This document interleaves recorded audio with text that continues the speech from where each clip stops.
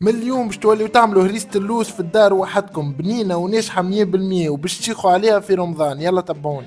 نحطوا زوز كيسان سميد متوسط، نص كاس لوز مرحي، نص مغرفة صغيرة ملح، نص مغرفة صغيرة قشور برقدان، 3 قطرات روح اللوز المر، ونبسوهم ب100 جرام زبدة ذايبة.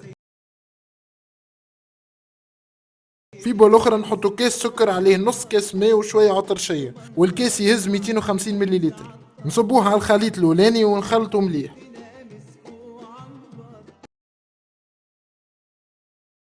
نصبوه على طبق 30 على 20.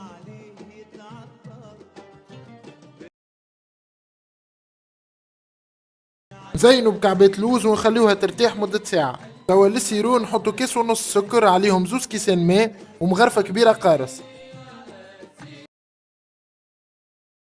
كي بقبق نحسبوله 15 دقيقة، بعد نزيدوه شوية عطرشية ونطفيو عليه الغاز.